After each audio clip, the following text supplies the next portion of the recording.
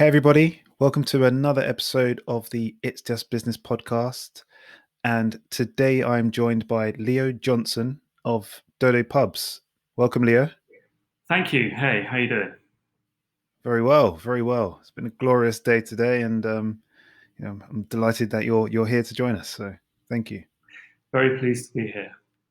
So, give us an idea of yourself, like introduce yourself, and what Dodo Pubs is. Sure. So I am the creative director and co-founder of Dodo Pubs, a sort of self-pronounced title, if you like, but it's definitely a role which I've grown into over the years. Me and my business partner both have sort of had to find our way into it, but essentially, me and him set up Dodo Pubs. Believe it or not, for me, nearly a decade ago now. And it's I guess over a decade, it's grown into a 5-pub company. We have 3 pubs in Oxford, 1 in Cheltenham, and 1 in Reading, and a few bits on the side, like a co-working space, and a few other bits and bobs, but we might get into that later. So Sure. It's fantastic. And so if I remember correctly, you started this in 2009, right? We did, yes. Well, the Rusty Bicycle started in 2009. Right. Dodo Pubs itself, I guess, it was realised in 2014 when we actually formed the company. So there was a little bit of a journey to get there, and I think we probably maybe subconsciously were building a pub group before we knew it. But yeah, right. 2014 was definitely a sort of the definitive year when Dodo Pubs, arrived. It was incorporated. Yeah, it was official. Yeah. So, what made you open up a pub in 2009? What had you been doing before, and why did you think this was such a great idea? I'll give you the long story, which was that I left university. I did all right. I got a degree. It was always the plan to go to London and probably join an advertising company or something like that. But it was just at the point where the recession was really digging in its heels. And I think that my only real option at the time was to join an advertising agency and work for free while paying rent in the most expensive city in the country. And that was a sort of indefinite 6 months to a year or something along those lines. And I just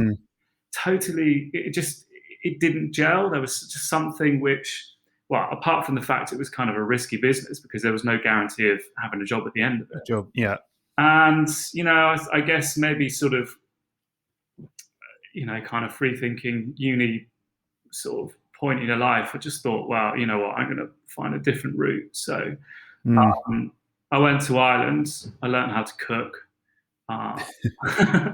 And, it was the best thing I ever did, honestly. I went to Ballymaloe Cookery School, which was like a sort of 4-month course. It gave you all of the basics, but it was a really, really all-rounded thing. And part of that was an education in how to run a food business or a restaurant. Right. So they taught you the basics. They taught you how to balance your costs and end up with a profit and all of that sort of stuff. So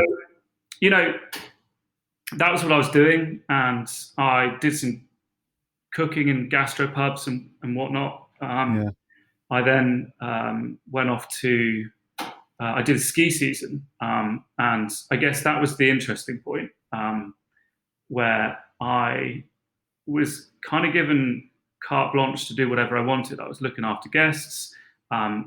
Incidentally, I learned to cook so that I could travel, which ironically, this was the only piece of traveling I ever did. But long story short, I was cooking. I was basically writing the menus for long story short, I basically got fired. Um, Right. without going into it, the guests were happy, but the management wasn't, because I wasn't cooking their menu. So I got on the bus, came home, and I gave Chris, my business partner, a call and said, "Any chance of some work behind the bar?" And Right. he said, "No." I then got a call literally 24 hours later when I was back in England, and he goes, "You know what? I'm actually thinking about setting up a kitchen."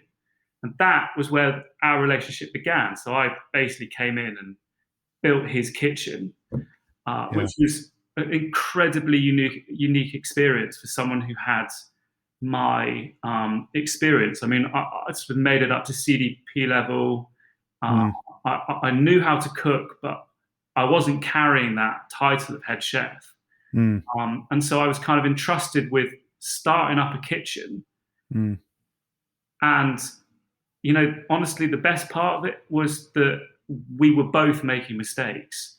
So mm. I think if he was 2 or 3 years further down the line, I probably would have got the sack within about 2 months. But, we were genuinely celebrating the small wins where, we took 60 quid on, uh, 60 quid from, on food for the entire Yeah. day, which is totally mad. I Yeah. remember vividly having a till receipt hanging off like a nail in the kitchen, which was the first time we hit 200 quid. Um, Nice. yeah, it was nice at the time, but I think we'd probably be closing the doors like, you know, tomorrow if we were taking 200 quid in the kitchen now. But I guess it sort of, I guess the point is it sort of paints a picture of how totally fresh we were Mm, to what we were mm. doing. We had, honestly, between the two of us, we had no idea. But somehow we were definitely laying the foundation for something really good. But I just don't, I just know that we didn't quite know what that was at the time. Right. Right. Sometimes that's a lot of the time that's the way. You don't really know where you're taking it. But it's those small sort of principled things or those experiential things that sort of shape you know the launch pad for where you go next. Absolutely. And I think over the subsequent years to follow, it's something that it became more evident that all of that good work that we did at the beginning, unbeknown to ourselves, it really laid the foundations for the brand and everything that Dodo became. So Mm, mm. it's it was a really interesting point, and also hugely exciting. I mean, we were 24, we owned a pub. Um, It's pretty impressive. Yeah, it's yeah, good. Yeah, it's Well, pretty exciting. beyond the fact that it might have been impressive, it was pretty fun. Yeah, yeah, yeah. I think we, probably extended the opening hours a little longer back then. Why Doors not? close at 11 now, though. So Strictly, of course. we've got family. No, so you came in, you impressed your co-founder with your cooking skills, your culinary skills, and was there conversation that you want to do an official partnership, or was it always going to be a partnership from the beginning? Yeah, it's an interesting one because when I started, it was 2 months. I actually had a proposition for something different, another kitchen, and I always agreed that I would sort of just come aboard to help him out. But I think that the interesting thing that developed was the fact that we were both having a lot of fun, and I think that he found somebody that he could bounce ideas off, Mm, and he also, from me, found someone who would sort of provide, you know, lateral thinking and potentially, lots of ideas. That's one thing I yeah. provided back then, was lots of ideas, not necessarily good ones, but lots of ideas. Um, and I think that it became very quickly evident that we were on a trajectory. We had, within 6 months, we had replaced all of the, well, it wasn't kitchen kit, it was just the equipment which you could cook on, which came with the pub. Um, we quickly decided, right, let's go out, let's fit a commercial kitchen, let's rewrite a menu. And we did that, and it did well. We got a good reputation for food, and the Rusty, grew in reputation. Everything was going the right, in the right direction, and I guess maybe through just I don't know, just blind optimism, we just said, let's get another one. And we it actually sort of formed a pattern for the next couple of pubs, which was that we just found these down and out pubs which were on the way out. I mean, the Rusty really was going to be sold. The magic of it was that this area is now so gentrified that it's total gold dust. The Rusty bicycle, you wouldn't give it up. Right. It's the golden egg. And but the sentiment was there, is that we saved, I think, not all of them, but 4 of the 5 pubs were saved from some form of not demolition, but it was going to be turned into flats or conversion, or something. Yeah, exactly. Its time as a pub was over. But the other side of Oxford, we found one of those, and we walked around with, at the time, a lot of other prospective buyers. We incidentally were not there to buy. We were there just to look, to then tell our brewery, who was supporting us at the time, this is great. And fortuitously for us, the only bid which was placed on that property for a pub was us. So there was no competition. So we got it. And so, nice. I mean, again, blind ignorance. We suddenly were in this crazy moment where we're like, God, we're taking on another pub. What does that even mean? Like, we hadn't really thought about it. There was no business plan. And I think so. Some quick conversations ensued. How much money have you got in your bank account? I don't know, $3,000. I think sort of. We pulled together what limited resources we had, bundled that into a new business. We became business partners in that business. So Chris owned the Rusty bicycle, and it wasn't until later that we decided to consolidate everything, and we became 50 in Dodo Pubs. But the interesting thing about this second pub was that we went a completely different route with it. We got stars in our eyes, and we basically created a gastropub. It was very different to the Rusty. The Rusty was this local boozer which served really great home cooked food, and everything was ordered at the bar. Customers and staff were mates alike. It was a wonderful thing. But as I sort of mentioned earlier, we had no real idea that we had created that. And with the Rickety, it became a very serious thing. We were chasing accolades, and it quickly consumed us. It was one of the most wonderful experiences, because we kind of realized our ambition with it, which was that we wanted to create a really cool, trendy restaurant, gastropub. We got, good food awards, and I think we got into the bib. We got a bib gourmand, so we got into the Michelin guide, but on a sort of pub status. But it was consuming us. Like it was before we knew it. We were on 60, 70-hour weeks, and maybe 5% of our time was over at the Rusty, and the rest of it was just grafting in the kitchen, just making a lot of breads, terrines, and imagine the 2010 gastro menu. That was pretty much it, really. So it's a little Hell's Kitchen almost, as you're just running around mad trying to bring out all the dishes, and make sure nothing burns too long.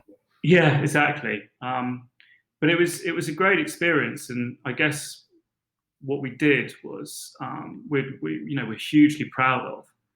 Um, but I guess it's sort of significant to the story as such that we had created two separate businesses by this point, and it wasn't for a while that we were aware that that was a real challenge.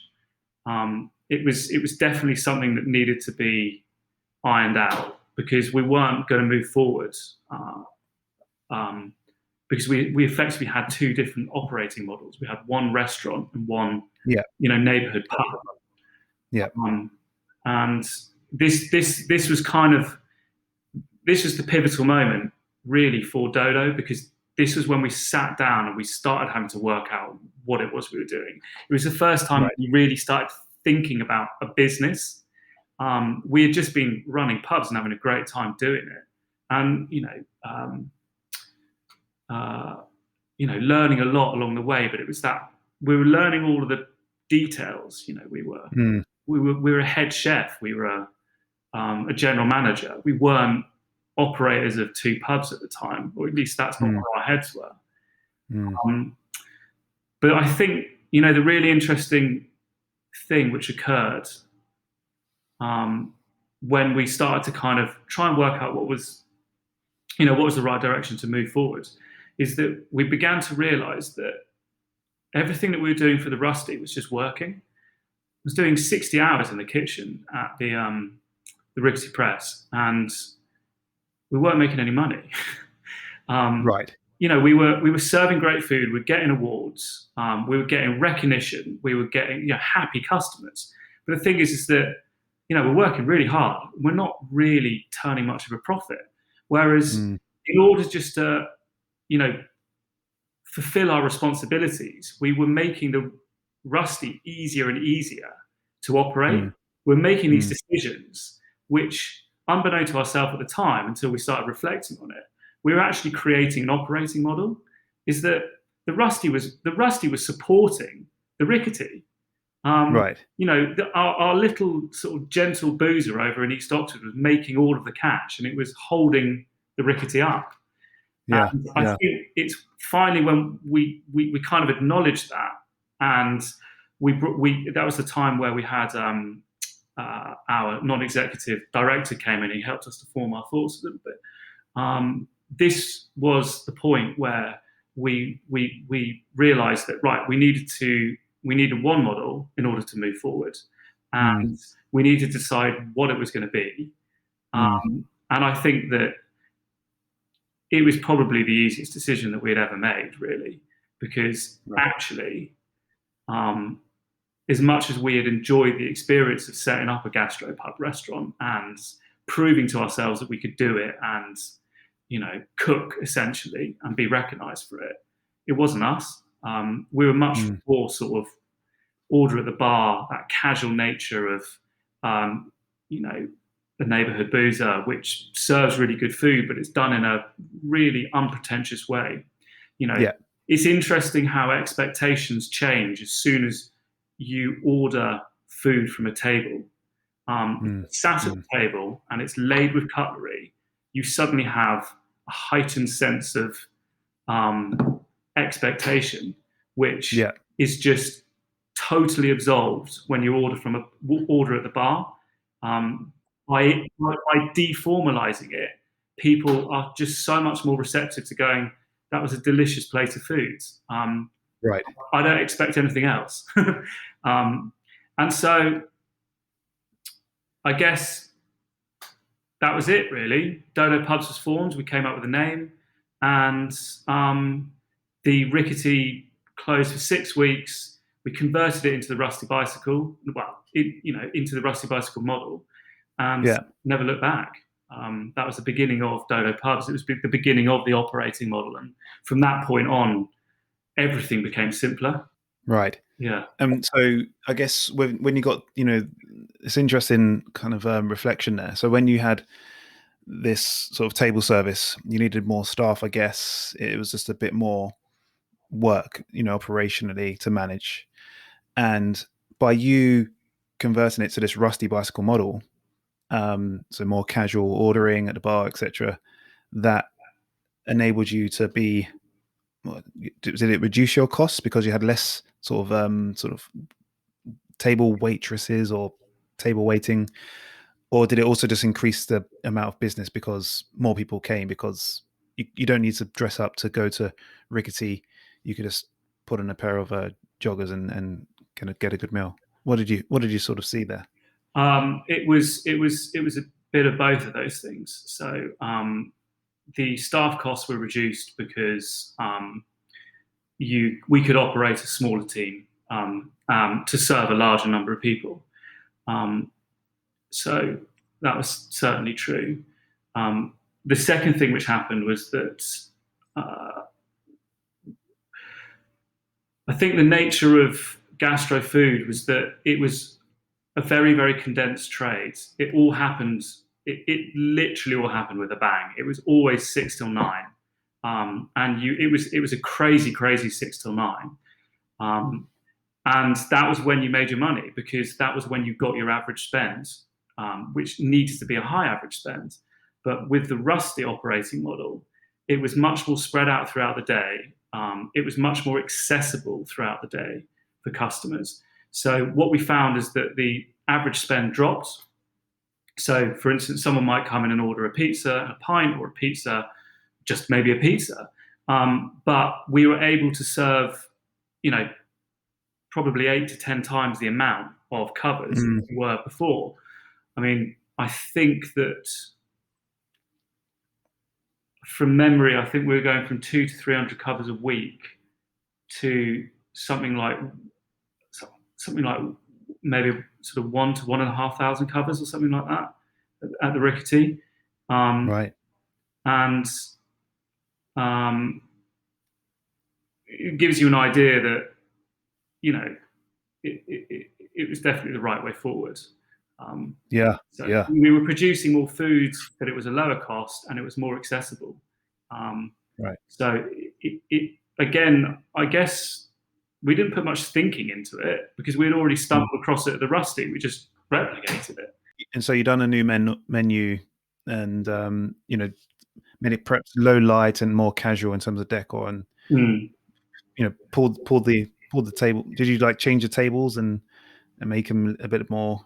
Yeah, it was all subtle stuff. So instead of laying tables, we had we sort of I don't think at the time, but we had sort of like tomato tins with crockery and napkins and everything in it. So the table was laid, or it was kind of dressed, but it wasn't laid out with place settings anymore. So it was a sort of subtle changes to more casual dining.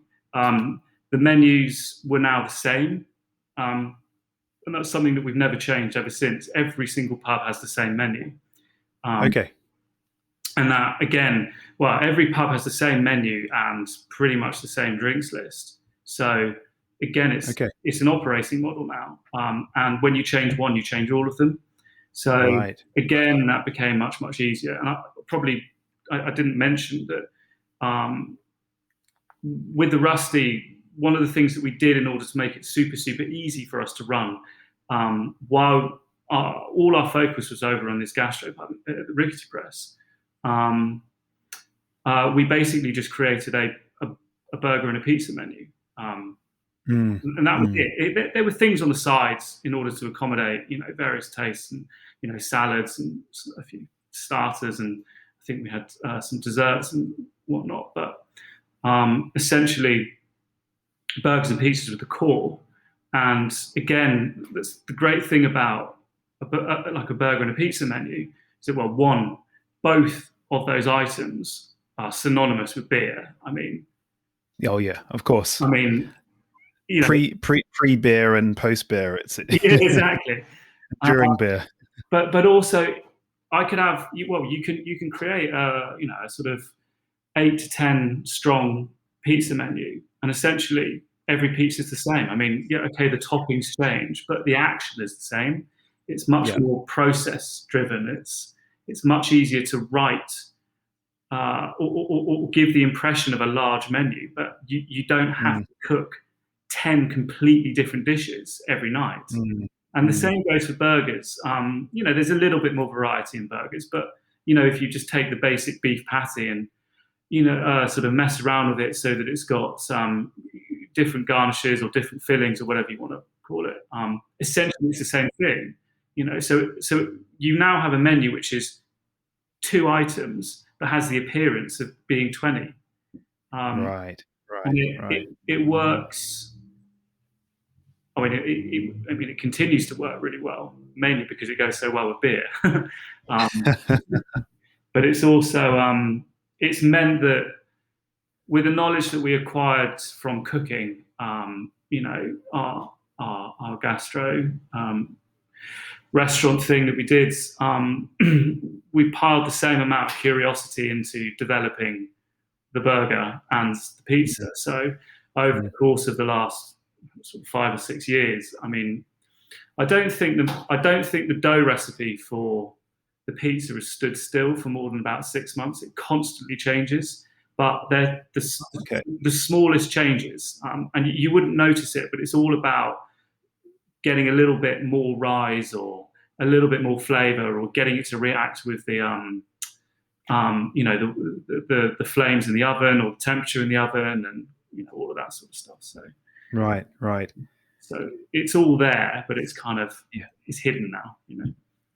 You seem very, I guess, very aware of operating procedures and standardization, and almost, I don't know where this sort of came from, but this like repeatable model, or this need, or the benefits of having this repeatable model. Um, did that come from just experience, or was it this? Was it the non-executive director sort of gave you this steer of repeatable model, standardization, and systems?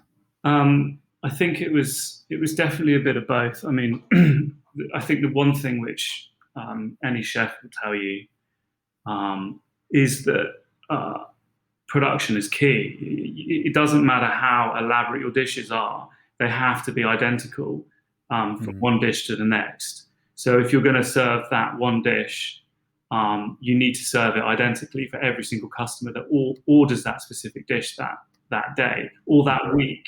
And it's an expectations thing. Is that anybody who comes to the Rusty, or anyone who comes to a Dodo Pubs now, knows what to expect, and they know to expect a particular standard of the burgers and the pizzas.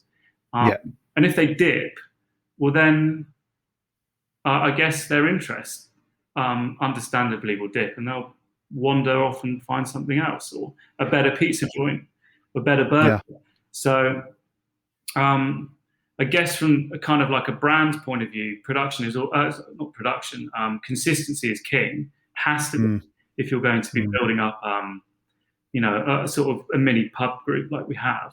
That makes sense. I mean, it's just like, the idea of having a brand is like you're delivering on your promise each and every time. Like, the each time you deliver on your promise, which is what good food or good burgers or good pizza, or Mm, you're building that trust with your customers, and they're like, okay, well, I know exactly what I'm going to get if I'm going to Rickety or going to Rusty. So mm, absolutely. And it's also, I think, I don't know if you're aware of like the McDonald's sort of story, mm-hmm, and how this Mr. Kroc had this sort of laser focus on the system, um, and creating like this consistent sort of burger and quick service and stuff like that. And I think you're right. It's probably from perhaps your chef training, where you got to have that same consistent meal, mm, or dish mm. every single time.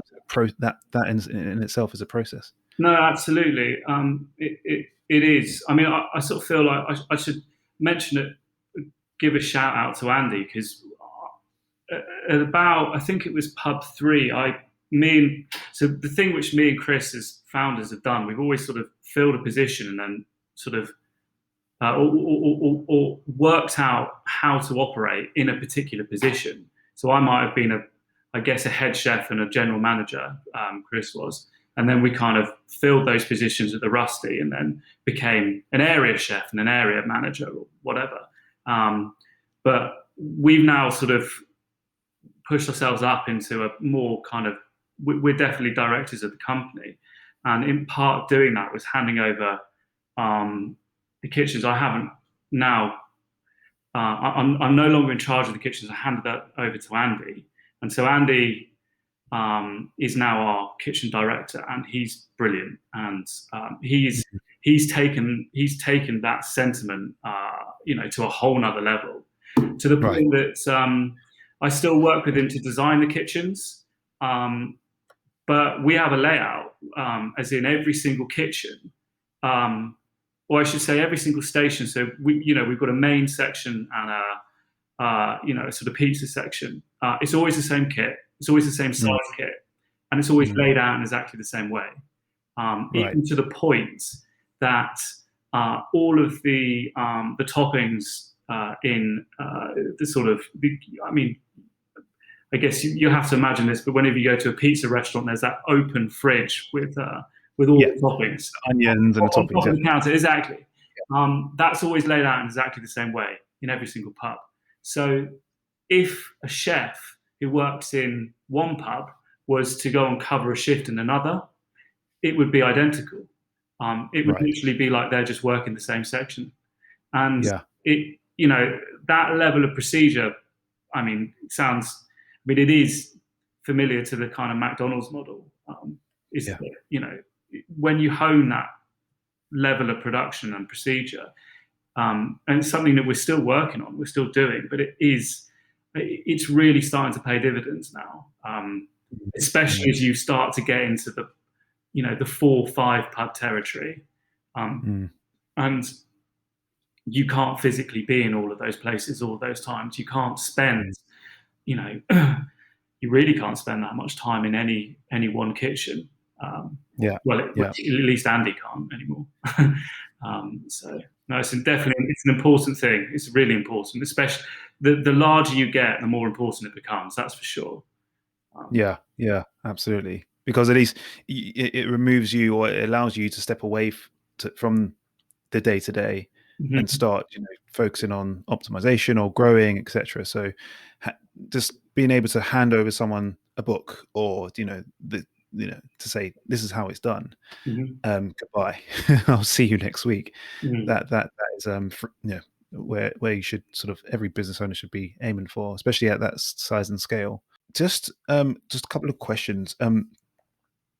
Roughly, what sort of the average transaction size of your pubs, and if you can sort of elaborate a bit more on the sort of costings like a pub takes to start up, and perhaps even the break even time, like how long does it take for it to start breaking?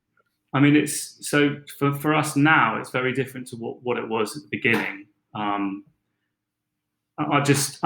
won't go into the beginning too much, but just to say that in the early days, for us to get off the ground, the only way to do it was through the tenancy model. So essentially, I would say that the costs are similar, but the first 3 pubs we did, so the third we took on was the Bottle of Sauce in Cheltenham, was done as a tenancy, which meant that a huge amount of the capex, the ingoing costs, were basically fronted by Arkles, our brewery. The trade-off was that we were tied. We had to buy beer through them, and that made beer much more expensive. Right. And also, we definitely paid it back in rent. But they're a good company. They're a really good company, and they're really good to us. Nowadays, we look at our 4th and 5th pubs were both leases, and that is what we're looking at moving forward. And it's a funny one. It definitely depends on the site. It depends on the level of fit out. It depends on what you're taking on. As I sort of said earlier, we try to take on down and out pubs, ones which are on their way out. And usually what that means is that they don't have any of the infrastructure, any of the, the cool kit that you you need or you want in order to operate a business on the level that we do. Yeah. But I'd say there or thereabouts, it's quite broad. It sounds really broad, but I'd say it's between 300 and 500,000 Right. would be to take on a lease and fit it out to the standards that we would expect for a Dodo pub. Yeah. We would expect a return on investment. I guess we model for a return on investment within 5 years. Right. But generally speaking, it comes sooner than that most of the time. Mm. Uh, Mm. sort of 3 to 4 years, Right. sort of thing. What were the other questions? No, yeah. The one of the other ones was just average transaction size. What do you sort of generally see, sort of on a typical day, or your peak days? Yeah, it's a funny one. Like, I mean, I don't know if more professional people were listening to this. They'd probably think we're crazy, but I'm not really sure. Really, it's about 10 to 15 quid, and it's funny because when you're ordering at the bar, it's different because you don't strike up a tab. Mm. You order as you go. So we've Mm. never really been able to gauge what it is, and we've never a lot of the time actually up until COVID, where we started to have actually having people seated at tables. Mm. We generally speaking, you've got no idea how many people pass through the pub in any given day. But I'd say about, I don't know, 10 to 15 quid. I mean, Couple of pints. yeah, and an average meal is about a tenner and then a couple of pints. So yeah. Just touching on that, actually, sort of, 2020 has been a absolutely crazy year, Mm. and yeah, I can only imagine, with the amount of locations you have, Mhm. how was it for you, and how have you sort of tried to navigate that time? Yeah, it was really, honestly, it was right at the beginning. It was really scary, and I think I think it must have been scary for everyone because no one really understood what was going on, and the only Mm. place you had for reference was the media, and they weren't doing a very good job of making us feel good about it, Mm. And there were no real sort of there are no kind of um, sort of, I don't know, like government bodies or just any sort of bodies which were just giving you reliable information. Yeah. So it was really scary, and I think everybody. I mean, I guess with hospitality, but everybody alike. I mean, you just panicked basically, and so we just did all the things that we thought we should do in order to survive. One of the really really horrible things was, when Boris announced that nobody should go to pubs, but pubs should stay open. Um, I mean, what was he? Seriously, what was he thinking? We overnight, we have really consistent trade, and we know where we're at, basically day by day across the Mm. estate, and our trade overnight dropped by 80%. 80%. So he said that on a Monday, and Tuesday we opened, and we'd lost 80%, and it then declined rapidly from then. So Right. we were left with no choice but to, basically we were really, really careful. And we felt very strongly about this. We didn't make anybody redundant, but we just basically just went 0 hours until we know what's going on. Mm. But Mm. it was, if without furlough, it just would have been a total disaster. But Mm. I mean, we definitely would have been on the way out within the week. Mm. We continue to operate at the level that we operate with our overheads, and not making any money. So Wow. it was just, crazy. Down to the wire. Yeah, down to the wire. What a relief closing on Friday. I mean, so that week, I genuinely, I was happy that the pubs had closed by that point. It was so stressful, Really. so stressful. Thereafter, I guess we just made, everybody went on furlough. The the guys, so the directors, so me and Andy, Fred, and Chris. So we're the guys who run the business. Basically, we opened up a takeaway in one of our Oxford kitchens, and we operated that on our own. And we managed to speak to Deliveroo, and we managed to turn it into this centralized kitchen. So we got 3 pubs operating out of 1 pub. Right. And so we suddenly we were back on Deliveroo, and we were quite early starters. So we just worked really hard. I mean, I was spinning that. In fact, actually, I hadn't cooked for 2 years, and I was back on the pizzas. But yeah, did I think 3 months, and then as we began to emerge out of the first lockdown, we began to open up other kitchens and sort of add auxiliary offerings on, and sort of just try and be as much a part of the community as we possibly could. And yeah, that was lockdown 1, I guess. It's pretty crazy. Yeah. I think all of the subsequent ones, everybody we all just had a better idea of where we were. There was more of a foundation in place from, in terms of government support. So it wasn't as it wasn't as crazy as the first one. It wasn't as crazy. Yeah. And the summer of trades, it was a good one actually. It was a really interesting. It was a really interesting year, like silver linings for sure. We were very. It's the word. We looked in on ourselves and in on the operations as well, and we basically learned. It was like going back to school again. We learned how to operate a pub again, and we worked out how to maximize our profits with as smaller overheads as we possibly could. So I think. Is it 5 or 6 months? But we've only been open for 5 or 6 months of this financial year, which is mad.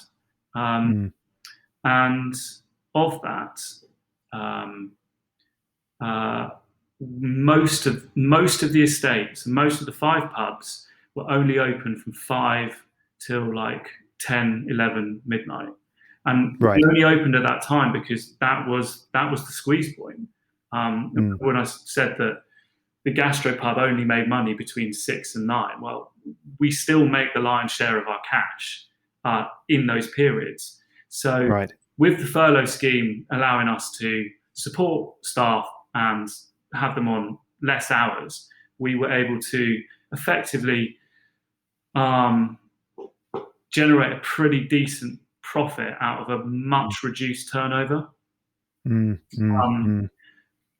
I don't know what it's going to be like when we reopen, but I definitely think there's going to be lessons learned from what we've done. I think we will operate better business. I don't know if it's going to be the same margins and as efficiently, because just bringing back things like lunch times, you're never going to have the same trade in a lunchtime, and therefore there is a sort of there's a bagginess to the labour, because essentially you've got staff on serving less customers, but still I think that the whole of COVID silver lining has been for us a massive lesson in efficiency. So you think 2021 you'll probably come out hopefully quite a lot stronger? Yeah, we definitely hope to be. I mean, the other thing is just being able to look in on ourselves. We've rewritten our business plan for the next 5 years, and we've definitely got new plans, new exciting plans moving forwards. We are, we're game. To be honest, I literally can't wait to reopen the pubs. Neither can pretty much the whole nation. So. You won't believe. So I guess anyone listening to this won't know that I'm sitting in my pub at the moment, but I've been sitting in the Rusty and I've been working at a desk in the pub, and the amount of people that have walked past the pub this lockdown and knocked on the door. I'm like, "You open, mate?" Um, Just with that little bit of hope. You just give them that little yeah, bit of and hope, you're just right? like, have you read the papers? No. Um, It could be like a speakeasy almost. It's like, yeah, yeah, come in. yeah, maybe that's it. Yeah, exactly. 3 knocks and the right password, and I'll take you down into. In terms of marketing, how do you go about marketing your pubs? Do you do quite a lot of, what's is anything specifically work, or you just focus on the product, the service, and just making that the best, or do you also do some other smart things that help you? Yeah, it's a weird one because we sort of like hang our thing is neighbourhood pubs. So uh, one of the mass appeal benefits of that is that we don't call every single pub a Dodo pub. We put Dodo pubs um, above each one of our individual pubs as a we use it like a brewery essentially. So you go to a Green King, but the Green King has a different name, whatever it Yeah. is. And so I think from that point of view, each pub has a name which we believe people have learned, or they grow ever increasingly more emotional for. Mm, Um, there's a lot of emotional investment in any pub, but especially one which isn't a chain, one which has an independent feel. So the mm. Rusty Bicycle, the Rickety Press, the Bottle of Sauce, the Up in Arms, the Last Crumb. They're all, yeah. I mean, they're kind of sort of, Love the names. yeah, they're They're joke, great. they're joke names, but they work. So I guess like that's worked for us, but the sort of element which doesn't work or has always been difficult is that um, you can't. It's very difficult to sort of build up an audience or like a mass audience. So yeah, we've got a Dodo Pub thing, and we've actually got a really successful newsletter that we've built up over the years.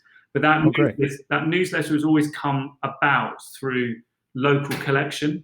So Mm, um, I guess what I'm trying to say is that if you've got a national brand, it kind mm, of just spills over the edges of its geographical place in the world, and it can become I guess it become whatever, a global thing, or with social media, it goes far beyond um, it's your 5 sites, I guess.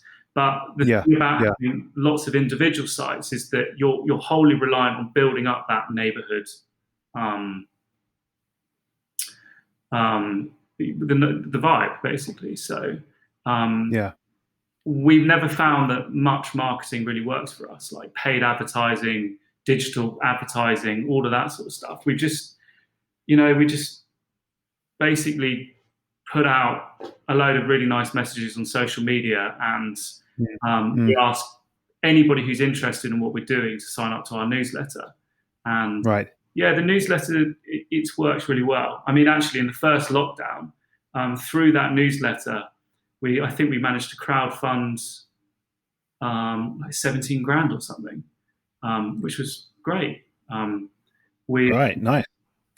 we basically sold bar tabs. So people would pledge a bar tab when we reopened, and Ah, that's smart. yeah, it worked really well. So we got a bit of cash to tie us over, and they got the promise of a couple of, well, not free rounds, but they're as good as free after 3 months of sitting in your house, aren't they? So So that's really smart actually. So did you say, okay, donate 100 and you get 110 as the tab, or was it just literally 100 for 100? yeah, it's 100 for 100. Yeah, Oh, that's great. That's yeah, great.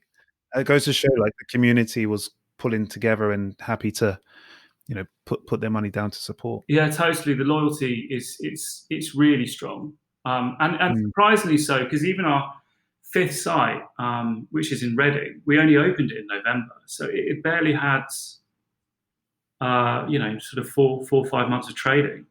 Yeah. before it was closed. But there was a good little community which rallied behind that one as well. It's great. That's great. Mm. Goes to show. And so, does each pub have its own newsletter, or do you have like a Dodo Pubs newsletter? How do you kind of manage that? Yeah, so it's we this has been part of that kind of nuanced brand building, trial and error thing. So a couple of years back, every pub had an individual website, and we had basically individual everything. And over the last 3 years, we started to bring everything together. So Dodo Pubs became the sort of the homepage for everything. Right. And from Dodo Pubs, you can split out and look at locations and all the rest of it. But we've now got a kind of a single voice for the website.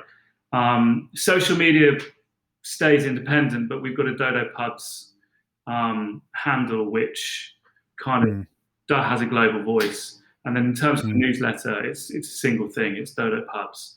And so everybody, but then as I said, a lot of the time the information is